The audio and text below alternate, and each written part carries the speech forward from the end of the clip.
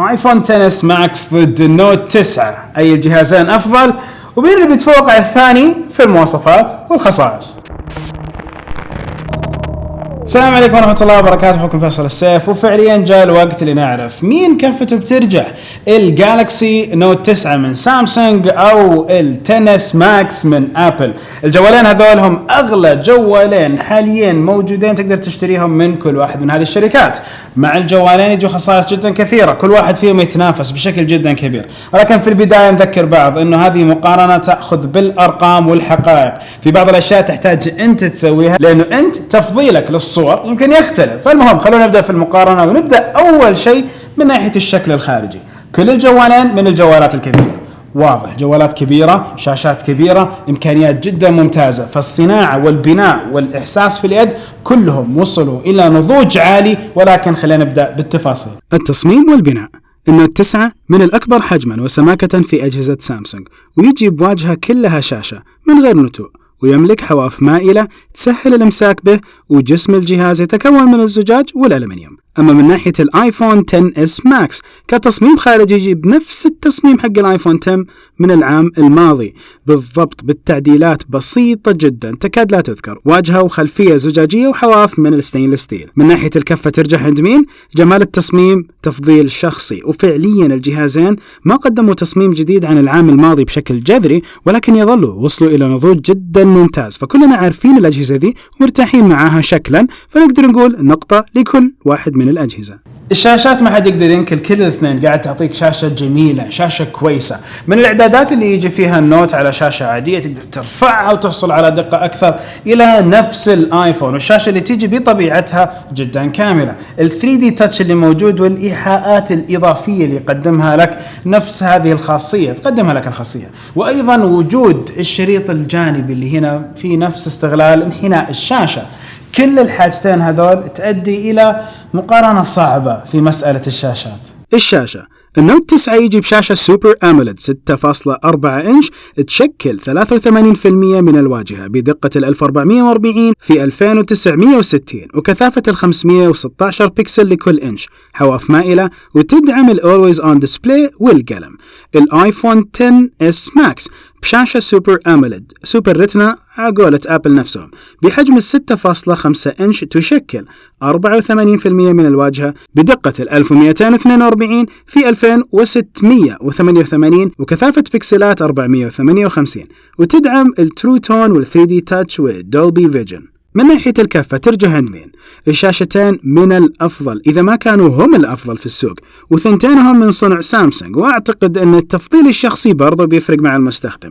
حتى لو قلنا أنه النتوء اللي موجود في الشاشة قد يشكل مشكلة عند بعض المستخدمين خلاص مو فارقة معاه نفس النتوء، خاصة أنك يمكن تستغله، ولكن يظل لما تشاهد محتوى زي يوتيوب والأبعاد تكون ممتازة على الشاشة حتلاحظوا أن النتوء أحيانا يضايق شوي. فهنا نتكلم أن الكفة تكون تعادل مع شوي كذا ودها تروح على النوت 9، ولكن خلينا نقول نقطة لكل واحد. النظام النوت 9 يحمل نظام تشغيل الأندرويد 8.1 وواجهة سامسونج تاتش ويز المميزة في إصدارات سامسونج الأخيرة، ولكن نسخة النوت تتميز باختصارات وإضافات خاصة بالقلم، وأيضا تقدر تقسم الشاشات، تضبط الأمور، أشياء فقط موجودة في النوت نفسه. حتى لما يكون عندك صفحة طويلة ودك تسوي لها سكرين كابتشر برضو بالنوت تقدر تسويها، وفي أشياء رايقة سواء مع القلم التقاطات الجف أو مع نفس كبشرة الشاشة والتسجيل حق الشاشة اللي على نفس النوت. فهذا شيء حطوا نفس سامسونج فوق النظام. الآيفون 10s ماكس يجي بنظام الاي او اس 12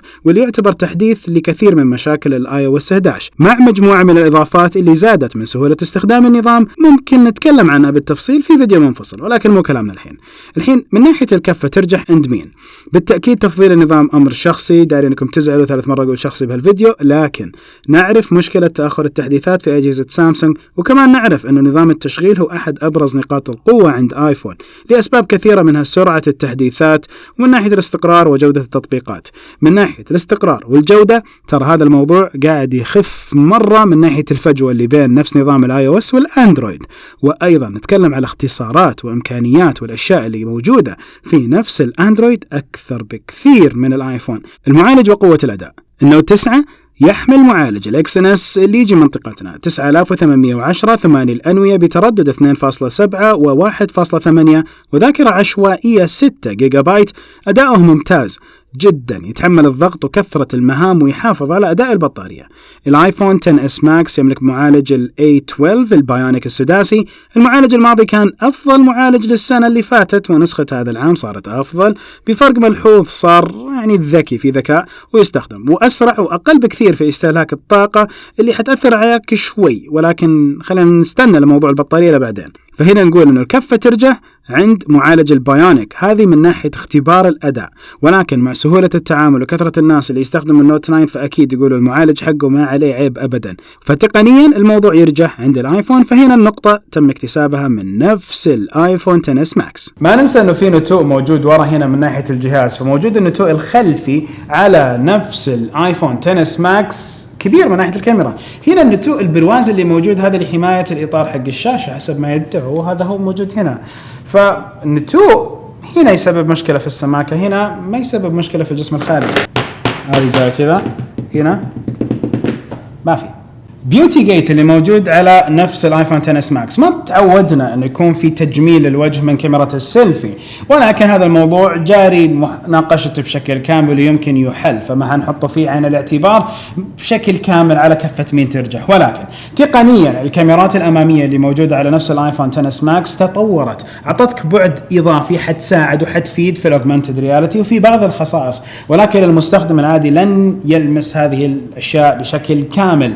يمكن يشوفها مع ال AR ايموجي، يمكن يشوفها مع الامكانيات حقت كيف يضبط الوجه ويشوف الوجه بشكل اسرع، بس ما هو بالدقة الكاملة. ايضا هنا ما في حساسات بكفاءة الحساسات اللي موجودة الكاميرا الامامية. الكاميرا الامامية هنا تعتمد على الانفراريد وما الانفراريد والاشياء هذه الاضافات اللي موجودة. الكاميرات الخلفية خلاص هذه هي، يعني واضحة مرة انه فعليا انت ايش تحتاج في الكاميرات مع هذول الجوالين.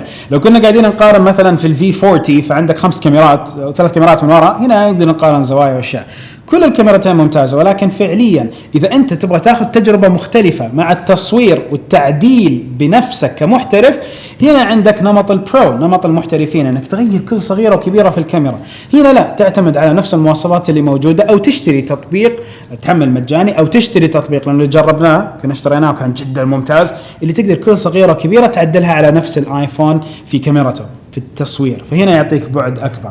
ولكن كلهم وصلوا إلى نضوج عالي، ولكن كل الجوالين وصلوا إلى نضوج عالي في الكاميرا، فخلاص يعني تقول كاميرتك ما حتلاقيها زي أول، كلهم جميلين في التصوير. أعطي مكان مشبع إضاءة وخذ صور. الكاميرا النوت 9 يقدم عدستين خلفية، الأولى بدقة 12 ميجا بكسل وفتحة عدسة متغيرة بين ال 1.5 و 2.4، والأخرى 12 ميجا بكسل بفتحة عدسة 2.4. كلهم فيهم مثبت بصري وتقنية البكسل الثنائي، واللي تعطي تركيز سريع جدا وتتميز بدعم الذكاء الصناعي. الكاميرا الأمامية تجي بدقة 8 ميجا بكسل وفتحة عدسة 1.7 وتركيز تلقائي.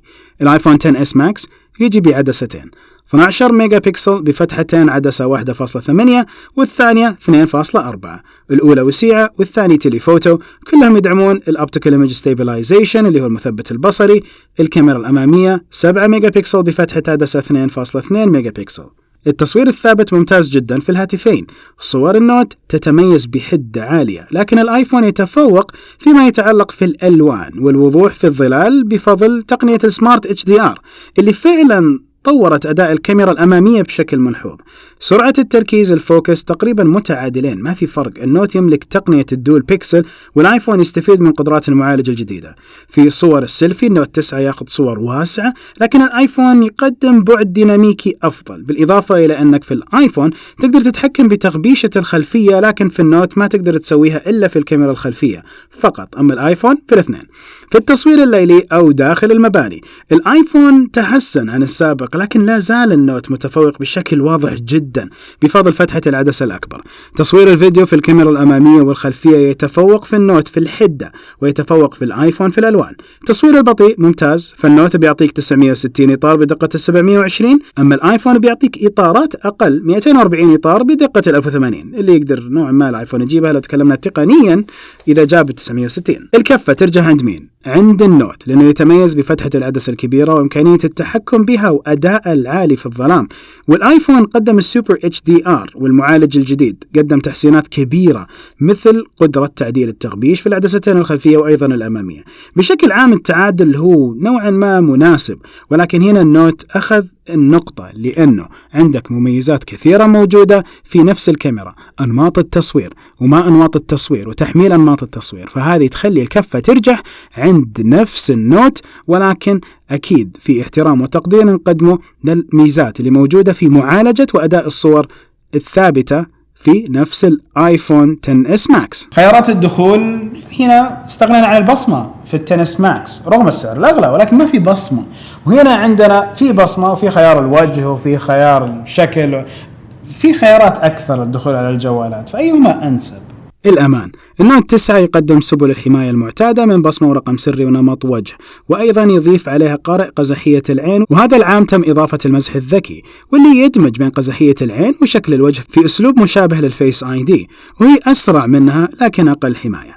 الايفون يقدم طريقتين، فتح الهاتف وعن طريق الرمز المعروف، وايضا الفيس اي دي اللي يعتبر حاليا الاعلى من ناحيه الحمايه بسبب دقه المستشعرات.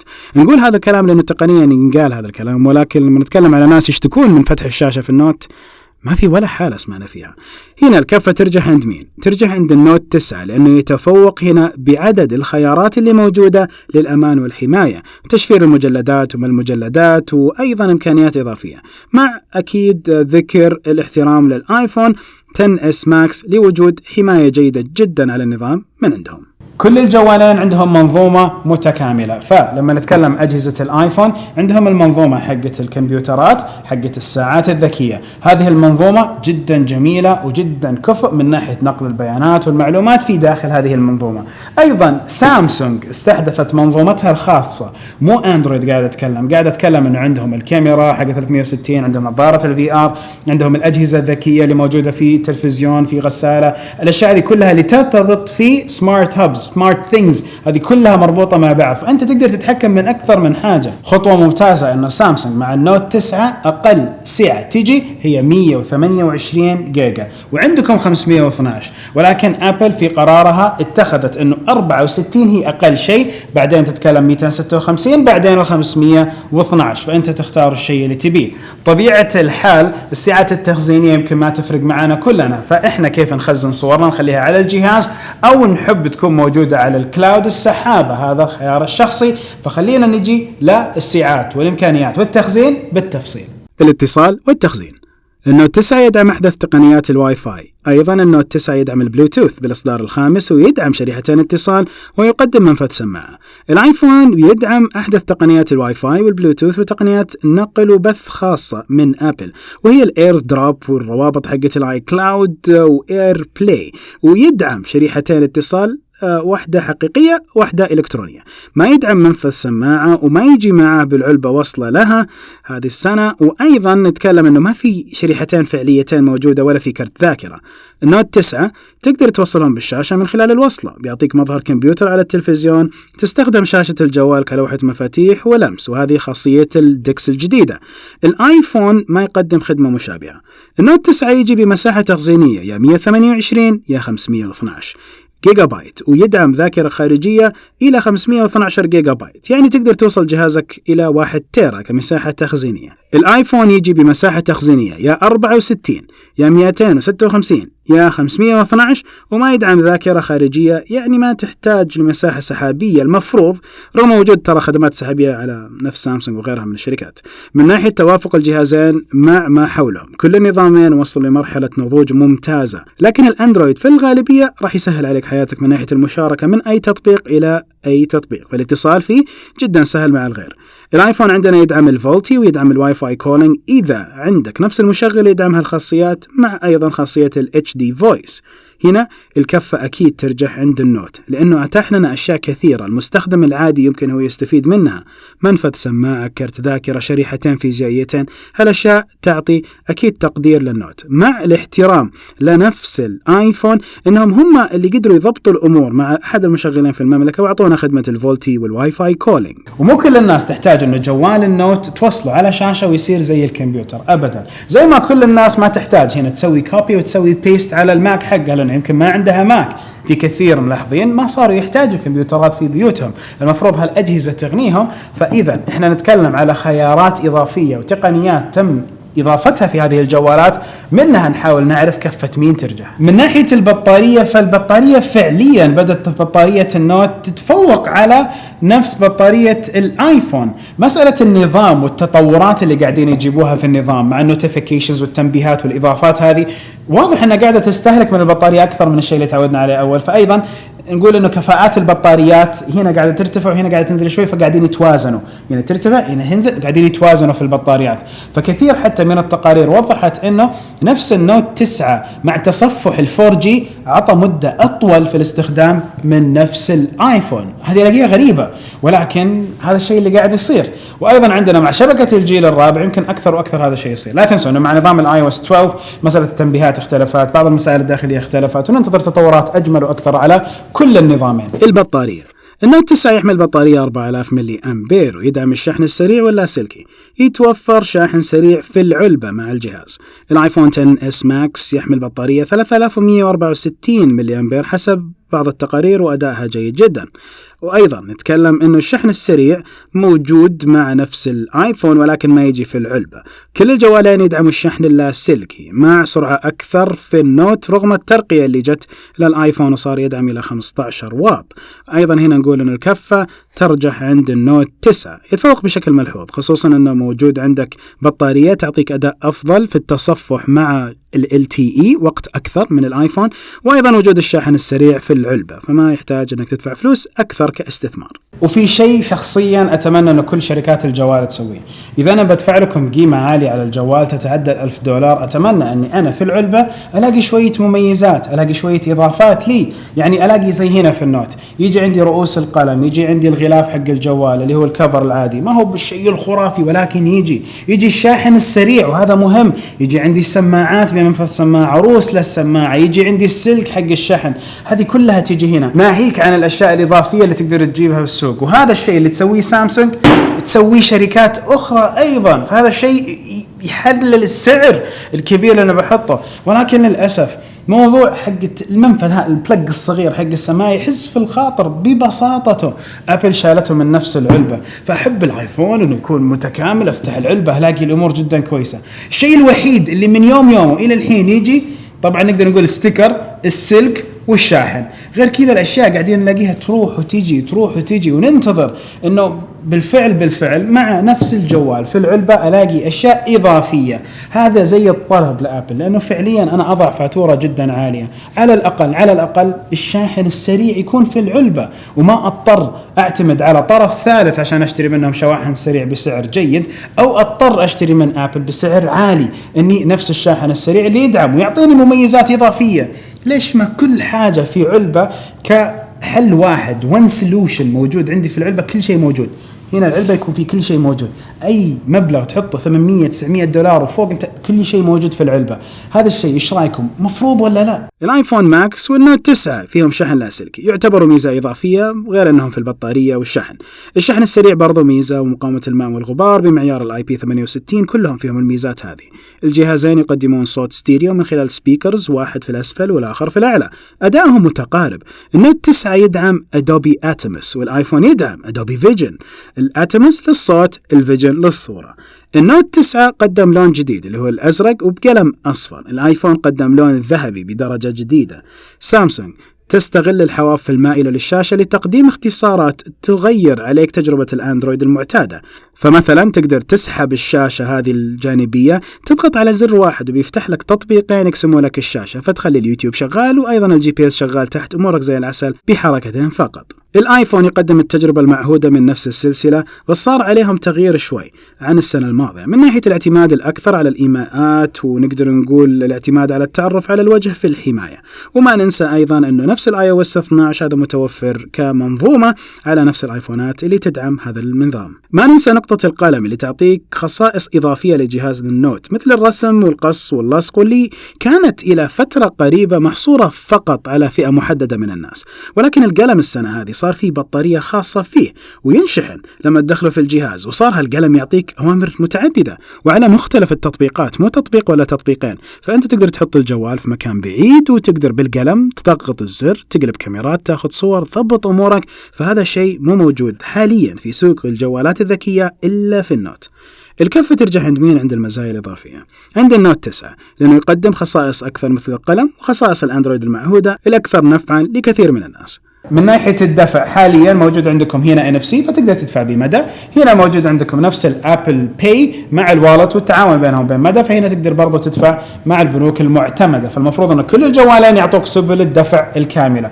هنا الساعة يبغانا لسه ننتظر، هنا الساعة حتكون امتداد للوالد فتقدر تدفع من الساعة إذا أنت ضايف هنا البطاقة. ناهيك عن الأشياء الإضافية اللي تقدر تجيبها بالسوق، وهذا الشيء اللي تسويه سامسونج تسويه شركات أخرى أيضا، فهذا الشيء يحلل السعر الكبير اللي أنا بحطه. ولكن للأسف موضوع حق المنفذ هذا البلج الصغير حق السماعة يحس في الخاطر ببساطته. أبل شالته من نفس العلبة، فأحب الآيفون إنه يكون متكامل، أفتح العلبة ألاقي الأمور جدا كويسة. الشيء الوحيد اللي من يوم إلى الحين يجي طبعا نقدر نقول ستيكر السلك والشاحن، غير كذا الأشياء قاعدين نلاقيها تروح وتيجي وننتظر إنه بالفعل مع نفس الجوال في العلبة ألاقي أشياء إضافية. هذا زي الطلب لأبل، لأنه فعليا أنا أضع فاتورة جدا عالية. على الأقل الشاحن السريع يكون في العلبة وما أضطر أعتمد على طرف ثالث عشان أشتري منهم شواحن سريع بسعر جيد، أو أضطر أشتري من أبل بسعر عالي إني نفس الشاحن السريع اللي يدعم ويعطيني مميزات إضافية. ليش ما كل حاجة في علبة كحل واحد one solution موجود عندي في العلبة، كل شيء موجود. هنا العلبة يكون في كل شيء موجود، أي مبلغ تحطه $800-900 وفوق كل شيء موجود في العلبة. هذا الشيء إيش رأيكم؟ مفروض ولا لا؟ الأسعار وخدمات ما بعد البيع. النوت 9 يباع حاليا ب$3600 نسخة 64 جيجا بايت، الدولار موضح عندكم على الشاشة، وحتى $4400 لنسخة 512 جيجا بايت، وبعروض الضمان التقليدية زي ضمان الشاشة أول 6 شهور بسعر رمزي تضبطها. أيضا في العلبة يجي عندك الشاحن السريع وغطاء شفاف وسماعة AKG اللي بالمنفذ حق السماعات، هذه كلها تيجي مع نفس النوت. غير الأشياء الأخرى اللي تسويها سامسونج كون تواجدهم مع السوق المحلي والتعاون في المملكة مع بعض المشغلين ما زال مستمر. الآيفون 10s ماكس أسعاره تبدأ من $4700 تقريبا إلى $5900 تقريبا وقت ما عدينا هذا الفيديو، ومعلش على الصدمة. تبديل الجهاز بالكامل مقابل $2500 في حال انكسر الزجاج الخلفي، دفع $800 تقريبا في حال انكسار الشاشة الأمامية. ما يجي مع الجهاز لا شاحن سريع ولا وصلة منفذ سماعة. هنا الكفة ترجح عند النوت 9 بكامل التفوق مع كامل المحتويات والضمان والأشياء اللي تيجي. أنت تستثمر مبلغ حوالي 4000 خلينا نقول، فال4000 ذي بتعطيك أشياء جدا كثيرة مع مميزات جدا كثيرة حتفرق معك ومع كثير من المستخدمين في الاستخدام اليومي. الاحترام أكيد موجه للآيفون لأنه سعره يبقى معاه فترة طويلة، فتعرف أنه بعد سنة لما تجي تبيعه ما حتخسر أكثر من $1000، فهذه أيضا احترام يقدم للآيفون. ولكن النقطة هنا راحت للنوت 9. استثمارك المبدئي هو اللي معك حيكون أوفر مع خصائص أكثر. المتاجر الرسمية ما هي موجودة من أبل بشكل رسمي، ولكن موجود الوكلاء. المتاجر الرسمية ما هي موجودة لأبل في المملكة، ولكن موجود الوكلاء، وكل واحد منهم قاعد يعطي المنظومة الكاملة حقته. في الضمانات نعرف أنه كل الاثنين موجود الضمان. تيجي مع الفاتورة مسألة إذا انكسرت شاشة هنا تعطي سعر رمزي، إذا انكسرت شاشة تأتي أكثر من رمزي وأخوانه تعطيهم هنا. فهذا الشيء أيضا يعني أوكي أستخدم الجوالين، أعتمد على الجوالين، كل واحد في أشياء محددة. يظل عندكم كل واحد أنسب له أقرب له واحد من هذه الأجهزة، وأيضا واحد من هذه المنظومات، وأيضا واحد من هذه الكاميرات. فعشان كذا كفتنا في نفس هذه المقارنة رجحت على النوت تقنيا وبالخيارات. يمكن الكفة بالنسبة لك إذا أنت في نقاط تعطيها للآيفون هتلاقي ترجح عندك كفة الآيفون 10s ماكس يعني أكبر. أوكي هذه وضحوها كلنا عارفينها. ماكس يعني أكبر، بلس يعني إضافة. فكنا نشوف الآيفون 7 و7 بلس كاميرتين، آيفون 8 عادي 8 بلس كاميرتين. ما كان 8 و8 ماكس. 8 ماكس لا شاشة أكبر، كل الخصائص نفس الشيء. ماكس شاشة أكبر، بطارية أكبر، ماكسمايزد أكبر. هنا نلاقي النوت ما له الا هذا الحجم وهذا الشيء. حاليا خلاص انتهينا، النوت نضج وصل الى هذه المرحله، فما نلاقي مثلا نوت ونوت ماكس، لا ما في نوت 9، هذه انتهينا. نهايه المقارنه، كل مقارنه قولوا لنا رايكم، وش رايكم في هذه المقارنه، وايضا من الخيارات اللي موجوده عندكم في الاستفتاء في هذا الفيديو، وش المقارنه الجايه اللي تبغاها بين الماكس والميت 20 برو، او تبيها بالنوت 9 والميت 20 برو، او مين بالضبط من الخيارات الخمسه. نهاية الفيديو كل فيديو، سبحانك اللهم وبحمدك أشهد أن لا إله إلا أنت، استغفرك وأتوب إليك. السلام عليكم ورحمة الله وبركاته.